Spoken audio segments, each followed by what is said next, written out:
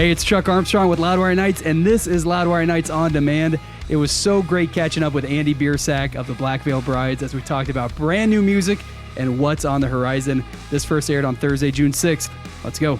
Tonight we are getting heavy and kind of dark with our special guests as we celebrate brand new music from Black Veil Brides. The incredible track Bleeders with an equally incredible and absolutely unforgettable music video to go along with it. Tonight we're hanging with founding frontman of Black Veil Brides, Andy Biersack. Andy, thank you so much for hanging, man. By the way, the introduction, I feel like I need to get a lot more aggressive and moody. You said heavy and dark, so I don't know that, generally speaking, that's not my personality, but I'm going to switch it on. I'm going to get real scary. That's it, man. Yes. Yeah. We got to take it down a level, man. Yeah. So let me just ask right out of the gate, man, how's it feel to have this new song Bleeders out in the world? You know, I think anytime that you are lucky enough to make something that is so, at least for me, deeply connected to my interests and something that's been so important to me in my life, and then for it to connect with so many other people so quickly, it's tremendously fulfilling. But it's also it was so much fun. You know, really I'm such a fan of the original show, Sweeney Todd, and the movie, and the lore surrounding the character, that to do our own little interpretation and add to the pantheon of Sweeney Todd things that are out there is just a real treat. Yeah. So, I mean, let's talk about that, because, you know, you're no stranger to releasing new music. Obviously, that's something you've maybe not gotten used to, but it's something you've done, and you're in that rhythm. But this is different, right? Because it clearly showcases your deep appreciation for that musical, Sweeney Todd, the Demon Barber of Fleet Street. And as you said, something deeply personal to you. So can you bring the Loudwire Nights audience into that journey? Like, how did Sweeney Todd kind of become important to you? How has it inspired you over the years? Well, I guess I'm pretty long-winded as a speaker, so I'm going to try my best to keep this as contained as possible. Let's go, man. I was thinking about this the other day, because you don't know when something enters into your life when you're like 3 or 4 years old. It's very hard to pinpoint why that was happening. So I tried to kind of do the due diligence to figure out why I figured out what Sweeney Todd is. And so my parents had the cast recording from 1979 with Angela Lansbury and Len Carew. And I discovered it as a real little kid. And there wasn't really any booklet within the CD. It was one of those double CD sets. But on the back cover was Len Carew and Angela Lansbury, a still photo from the show.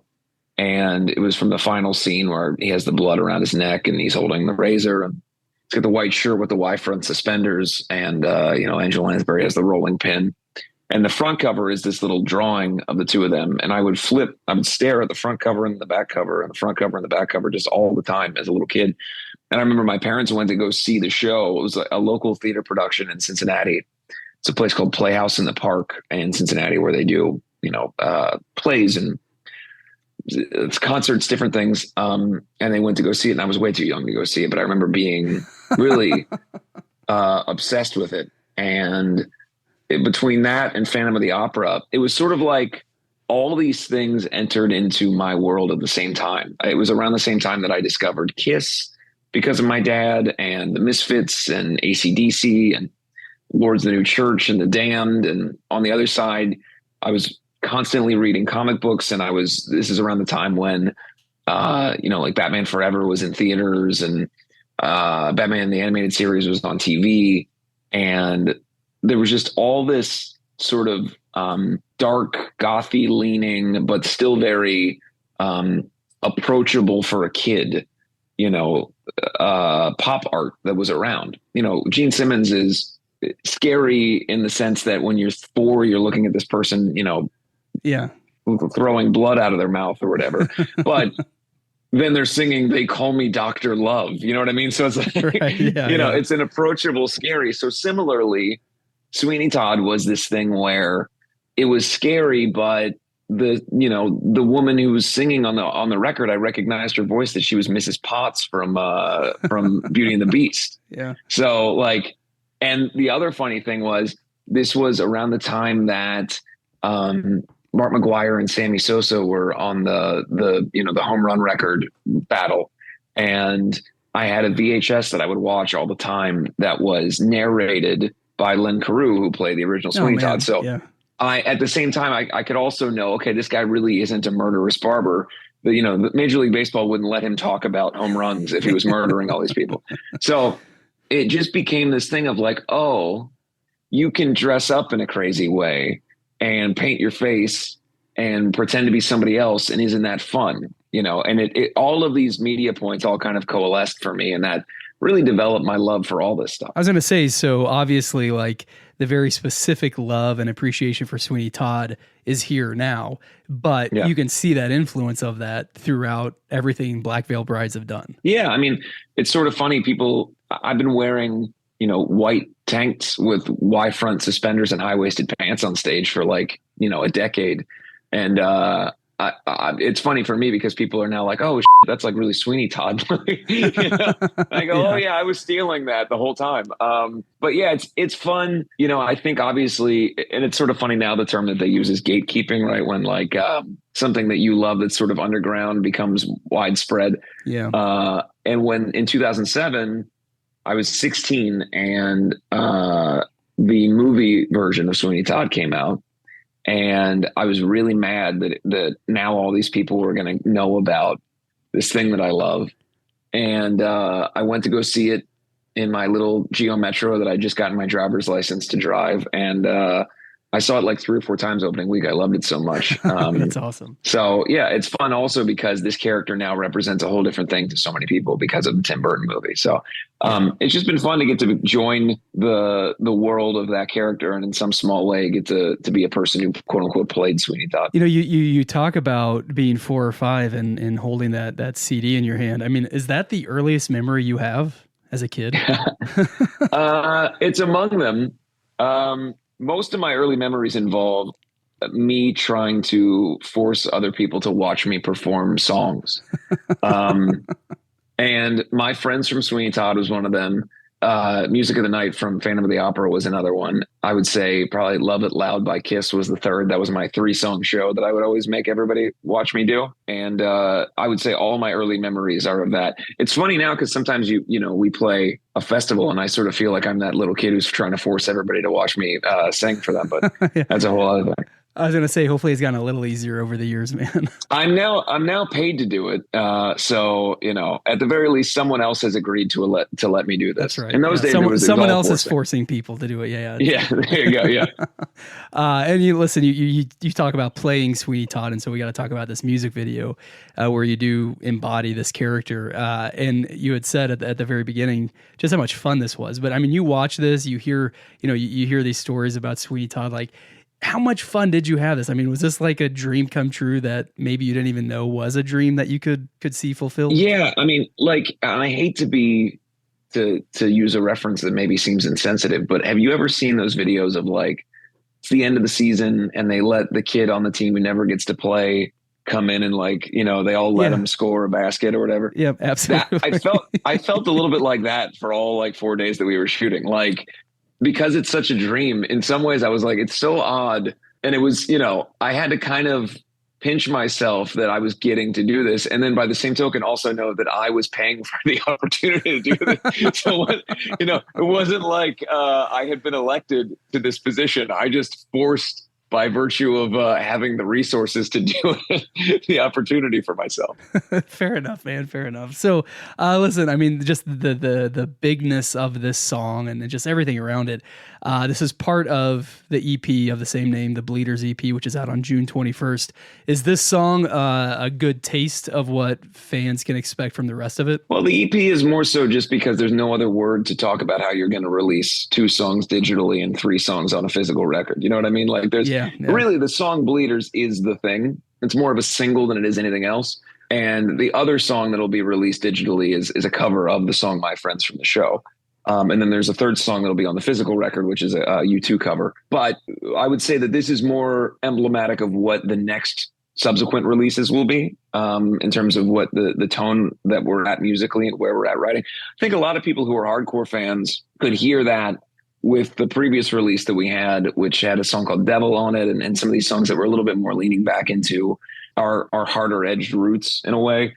So all the stuff that we've been writing right now and the stuff that's going to be coming is all kind of thematically, stylistically similar, if not lyrically different, you know? Yeah, and this is part of your new deal or your new relationship with Spine Farm Records. And Yeah. you know, when Bleeders came out, I saw a few headlines that said like, you know, this marks a new era for Black Veil Brides, and obviously it does with a new record partner like that, record label partner like that.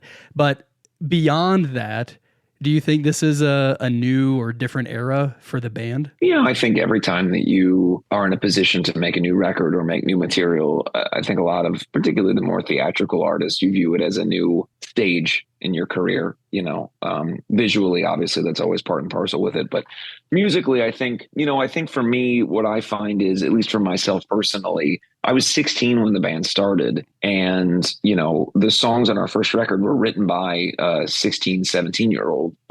And I know so much more about myself, what I like, my voice as a singer, my voice as a lyricist. I just feel so much more confident now in my output, and not to speak for the rest of the band, who's also in a similar position where we understand so much more what Black Veil Brides is now. So I think that it's more emblematic of feeling really confident in who we are and what we want to do moving forward, maybe more so than ever before. Which has to be, I mean, and maybe this sounds silly, but it has to be a great feeling to be this many years into it. I mean, whether it's 15 years or 20 years or, since you were a 4 or 5-year-old, like to be this far into it and to have that awareness of, no, like we've gotten better. I've gotten better. I've grown in this confidence. We are creating new music. We are checking off new boxes, experiencing new things. Like that's got to be such a good feeling for you as a frontman, as a founding member, as kind of the guy of Black Veil Brides. I think we've been really lucky in that our audience has stuck with us by and large, and also grown in different ways over the years and kind of evolved. I think, I often think about how it would be very hard, I think, to be one of those bands. And there's many of them, and it's not a criticism, but there's a lot of artists that their first time out, everybody just greets them with open arms, so to speak. Like they're just immediately the darlings of the scene or have all the hype and everybody just loves what they do. I don't really know how you follow that up, and I don't know how you evolve as an artist. If everybody just says yes right away, it's very hard to grow from there. And, it's no secret that everybody has not said yes to Black Veil Brides for a long time. So to be able to be in a position where that galvanized our audience to a certain degree and also allowed for us to keep pushing ourselves further and not feel like we could rest on our laurels at any point, I think it's been beneficial. It's a harder road to hoe, so to speak, to just be crapped on all the time for everything. But I think it's strengthened all of our resolve to never be complacent and to always push a little bit harder every time we do something. Do you allow yourself to think too hard about the negative things around you? Or, I mean, like, you kind of laughed when you said that, but like, do you allow yourself to really get too deep into that? I think I did when I was younger because you don't really know how to deal with it. Sure. When you're a teenager and you're having like adults call you horrendous things or throw things at you, whatever, you sort of feel this indignation about it. As I've gotten older, I think the biggest thing is my bigger concern is the number of artists that seem so heavily concerned with being seen as good and great, not only as artists, but as sort of these paragons of virtue at all times. And it concerns me that if you're not met with any kind of resistance, there's no need to be honest about who you are. I've always really tried to be honest about my faults and my fears and the things that I don't know about or the things that I'm unsure about, because I feel like culturally so much of what we deal with is so chaotic, and that is the truth beyond anything else, is that the world is chaotic and society is chaotic, and none of us really know what to do or say or feel. And that's the most natural thing in the world. So I think if your job as an artist is to reflect culture and to reflect your audience in some capacity, then to be flawed is to be reflective of the people that listen to you. And I think that for us, if I'm getting, things literally thrown at me and articles written about how we're the most hated band in the universe and blah, blah, blah, from the time I'm a kid, it was a lot easier for me to be like, okay, yeah, here's the stuff that I am insecure about, or here's the things that make me feel uncomfortable. I imagine if you're somebody that everything is just worked out for you, you have to be so much more protective of your rightness and your brand that it would be very hard to connect. And I think that we see a lot of that now. And I think it sort of has watered down lyrical intention or people's ability to connect with stuff. You see the meme that happens all the time now, which is people say that all metalcore sounds the same. And I think that's actually incorrect. I think that the meme of metalcore sounds the same. It's almost like a snake eating its own tail. Everything starts to become the same because there's like 6 or 7 topics that you know are not incendiary. So you have to stay within that box. And there's certain ways that you have to act. So you have to be that certain way. And people are afraid to say like, actually, you know what? I don't know. And here's this, for me, I'm not saying that this is some sort of like revolutionary idea, but to do a Sweeney Todd themed EP is not, it's not an easy sell. You know what I mean? Like, I'm not going around going like, guess what? Everybody's going to love this. Musical theater meets metalcore. But I think you have to be whatever is honest to you. And for some people that's being, crazy, yelling at people online, or for some people that's being really engaged in social issues. For me, the honest to God truth is the way in which I deal with things is drawing pictures, making costumes, reading comic books, and writing songs about all of those things I just listed. So, it's just about if you're honest in what you do, no kind of criticism can take you down. That's right, man. And man, what incredible advice, not just for a musician or an artist, but for anybody listening, to kind of hold on to that. And I would say everything you just said is one of many reasons why we're here in 2024 talking about Black Veil Brides and talking about new music and getting excited for the future, because that authenticity, whatever you want to call it, that will always break through online trolls or jerks who literally throw stuff at you on, like whatever that is, that authenticity, that realness, because that's what fans connect with, right? Like when a song is cathartic, when a fan connects with a song, whether, listening on their headphones in their room or at a show, that's what really connects them. Yeah, the riffs and the emotion and all of that is part of it. But that realness, that authenticity is how you truly connect with something, how that truly changes you, I think. And so for you to be so open and so honest about that over the years, I mean, it's why the Black Veil Brides fan base is so strong. I mean, the first time I saw you, it was at Gramercy Theater in New York City, and it must have been 2010 or 2011. And I mean, the crowd was just crazy. I mean, just rabid, and you still see that. I mean, you see that growing and growing over the years. And I think that has a lot to do with, with everything you just laid out. I appreciate you, just being honest about that, man. Well, I think, another thing that, and not to keep going on the same topic, but I think another thing that's important is, and not everybody does this. I certainly I fall prey to leaning into this from time to time, but I think that I'm a little disillusioned with the idea of this sort of insistence that everyone is so put upon by everyone else all the time. And there's a lot of bands and artists that they really need you to hate them in some way so that they can have something to talk about. And I get a little sick of that, because I think the celebration of our differences and the celebration of the sort of unity within the context of being different is the thing that is the most exciting, not selling the idea of loneliness to lonely people or isolation for virtue of isolating. You sometimes see it where people really want their band to be hated by other people because it makes them feel like they're more connected to it, or they want or a fan wants them to be able to say, I'm the only person that likes this band. And I think celebrating the idea that good stuff can be celebrated is in itself a much more exciting thing. So we've always tried to, whether it was 2011 at the Gramercy Theater or now, look at our shows as not a place for everybody to gather and be sad, but a celebration of how fun it is to listen to live music and be around people that are enjoying themselves. You're right, man. And listen, I retract my introduction of you saying we're going to get dark and heavy, because you're right, man. That is that's what this is all about, man. I am wearing Sweeney Todd socks right now with razors on them. So all right, to that degree. There we go. So listen, this new EP, these 3 songs are coming out physically on June 21st. What does the future look like? It sounds like you guys are writing a lot of new music. Yeah, we're working on something right now that'll be the next sort of follow up to this. The cover of My Friends will obviously come immediately next. But moving forward, we've just really enjoyed this whole process, and I think we're going to keep doing more stuff like this because it really feels like if you're enjoying something and other people seem to be enjoying it, it's a win-win. Amen, man. Amen. Andy Biersack, thank you so much for hanging. Black Veil Brides, you've got a ton of shows scheduled through September right now. We have all the tour dates at loudwire.com, and you can always stay up to date with Black Veil Brides at blackveilbrides.net.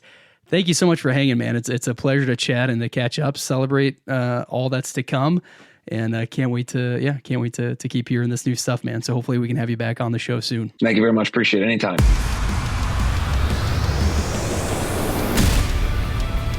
That wraps up this episode of Loudwire Nights on Demand. Stay caught up with everything happening in the world of rock and metal on the Loudwire app and at loudwire.com.